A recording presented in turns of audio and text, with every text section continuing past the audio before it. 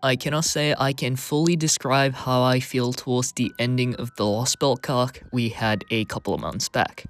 I genuinely loved varying amounts of aspects from shocking reveals, emotional storyline, and overall vibes within this one conclusion, to an amazing journey we've experienced over the years. Given that FGO has started its Lostbelt arc at the December of 2017, wholly it's been 8 to 9 years, and FGO as a whole has been running ever since the release in 2015. It's safe to say that it was an immense task for both the teams at Type Moon and Los Angeles to utilize a great number of casts, connect every dots imaginable, and wrap them up into a nice single chapter. And for that, I praise their work, their passion, and they deserve every positivity out there. I was personally excited for this conclusion to have a glamorous ending, which we definitely got, but not at all what I was expecting. It betrayed most of my predictions, in a good way of course, which is a definite welcome in my book. But the more I look into the ending, the more it grows on me. I cannot help to think why it was so catching, especially when this ending was sort of controversial at the time of its release. Most of the posts or discussion I saw online was mostly filled with either disappointments or mixed feeling towards the ending, though this might be a case of a loud minority. So I'm here to share my thoughts on it, why I love the Arc 2 final chapter so much, how this conclusion as a whole has been handled, and ultimately why I think this is Kinoko Nasu's quintessential narrative. The best thing, or the best aspect I appreciated heavily within the Lostbelt final chapter, is that it's clear to see Nasu's influence all over the place, resulting in his creation of quote-unquote masterwork of sorts. I say this not because I thought this ending was the best of what he has produced all these years. That award obviously goes to Heavensfield, cried like a motherfucker reading that shit, but rather a masterwork as a culmination of his writing style, multiple repeating motifs, and clear themes that gets covered in all of his prior works. The whole characterization of Olga, most notably her getting the Nasuverse heroine treatment, ultimately turning herself from victim to a perpetrator. How about the themes of doing the right thing, even if it goes against what you believed? What motivated you so far in life, yet changing it to save or uphold something that is called human nature? Or heck, the whole one last goodbye ending is a motif to so many different Type Moon stories. From my knowledge, it dates all the way back to the original Tsukihime ending, and obviously a more popular comparison would be the original Stay Night ending for Fate. There's something beautiful between the pairs who know they would not meet again in their lifetime, never to cross each other's journey to continue on with their parallel path, but sharing a bond which can never break, altering each other's in a way that positively affects their life beyond the veils of set narrative. There's so many different levels to this that I can make so many comparisons, yet it works. It works so well, in fact, that I cannot believe we got something this fan servicey in a positive way. Not only that, the new story points or new topics that were discussed were done beautifully. And it's something that works only because this story is set in FGO. The whole character arcs of not only Mashu, the Da Vinci, Goldaroff, Sion, and even ourselves, Fujimaru Ritsuka, spanning all the way from the release of the game to the end of Part 1, 1.5, and all the Lostbelts, or in some cases, through the ordeal calls. Some examples I can think off of my head are everyone's resolve against Maris, their sacrifices, and most important of them all, surviving to their proper life. And the way they did that is brilliant, shattering Mashu's shield, a tool that lets us have all the journey and part of why FGO as a whole exists, and they use it in the most honorable, respectable, very impactful way.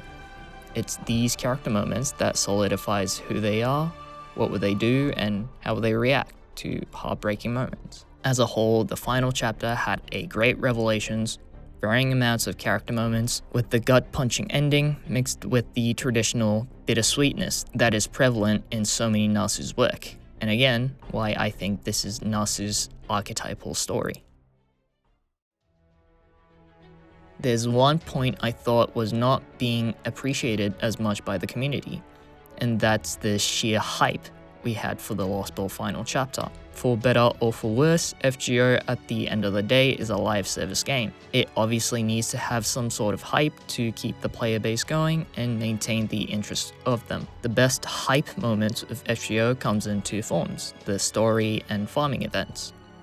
Examples I can think of are the lotto or raid nodes for events, and story with its discussion online that drives engagement. But the final chapter mixed both the raid event format and fit it with an LB style story that gets you emotionally. We had this sort of final moments before with Solomon, but this time it was cranked up to max. Many returning characters playing a part to play a key role, and people discussing it online was a personal highlight of mine. It was immense to say the least, borderline festivity in some places like YouTube, Reddit or Twitter.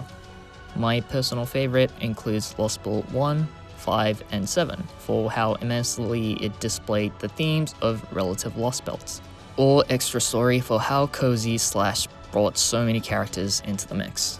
Not only that, seeing the number of players engaged in such an event was wonderful. Everyone slowly chopping down the cosmic trees, clearing out the nodes and gathering mats like good old FGO players. Never have I thought in 2025 that I would be seeing the spiritual return of Barbados in the forms of M Spectrum. We could connect this hype with story-related stuff as well. I mean, Return to Fuyuki as a starter to an ending is hype as fuck. It was definitely a great hook to start off to one of the most important endings in Nasuverse, and what better way to end it with starting out at the very beginning. Look at how many plot threads became undone with the conversation with Marispiri. It picked up most of the mysteries we've been wondering about for years. The connection to Foreign God, secrets of Chaldeus, and Old Chaldea as a whole. Plus, we got to see Marispiri's goal with his whole shenanigans. And who can forget the return of Holmes and the infamous beach bell Lord and Savior Solomon, or Gaetia, or Lev. When we first heard this speech all the way back in 2017, I thought the final boss would be a desperate one, how we were going to be left alone on this lonely planet. Whereas the actual speech he gave was much more impactful, very upholding and triumphing against the bigger system, ultimately reenacting the same fate as Dr. Romani, with a very powerful statement that carried us through the end. As I've said before, not many people have mentioned it, but I'll say this. This hype was one of the greatest experiences I've had on an online game, especially when you consider it came from a single-player, turn-based RPG like FGO. Now for the entirety of this video, I've been glazing over the Lostbelt Final chapter like crazy, but it's not like they were doing it without a flaw. There obviously were a couple of missteps, and let's have a discussion about that with this ending. The first and most glaring issue with the story was that we got baited with the December 31st bullshit. We were told by an unnamed narrator, presumably Maris, to confirm if we are willing to continue with this battle. Now with the previous story segment clarifying that, well yes, erasing our world and existence is very frightening and will doom everyone we know of, it also was the right thing to do, and the narration clearly went against this notion. That is why everyone in this fandom thought we would get an alternative ending of sorts. Much like other popular visual novel games, this little segment could split the story into the good ending, which we got, and a separate bad ending. That becomes canon after we solve the raid to continue on with the story beyond Chapter 2 of FGO. However, we didn't get anything close to that. Actually, we didn't get a single thing out of the whole December 1st shenanigans. This is very questionable since Type Moon or Lasengul would have probably planned something there. If not, what purpose does that segment have? My personal interpretation is that there is no other way to stop. This battle has to happen to destroy our world and protect what is righteous. And without it, the world would be controlled by Maris.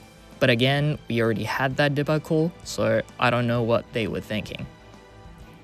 This is a small nitpick, but another point I was mixed on was the return to Singularity F. Yes, the story was great, it established so many different characters that come into play in previous interactions, like Solta, Kukasta, and Kirei, with establishing the core character of Olga, which was so worth the wait. But the whole Singularity F segment felt a bit disconnected in a sense. It definitely felt like Fuyuki and Final Chapter were separate chapters, which I would have loved to have more connected storyline approach, especially with how good both of these chapters were individually. Another nitpick is that, holy shit, another anti-Lilith raid. Come on man, give this girl a break. First with Grand Berserker, now with Lostbelt Trees. Peak Valentine's though. Ultimately, this is the ending we've got, the Lostbelt Final chapter, and oh boy, I didn't think I would enjoy this chapter as much as I did. The pure emotion I felt reading through the ending was such a visceral one. The character interactions, story payoffs, and that last scene cannot be understated for how goated it was. With that being said, I am hopeful that Aftertime story would continue its path in the June of 2026, introducing a new element to an already amazing story that is Fate Grand Order. Thank you so much for watching. I appreciate everyone that clicked onto this video and stayed for this long. I would love to receive your thoughts on the Lostbelt Final chapter. Did you like it, hated it, or somewhere in between? Let me know in the comments down below, and subscribe if you like this video or want a similar video in the future.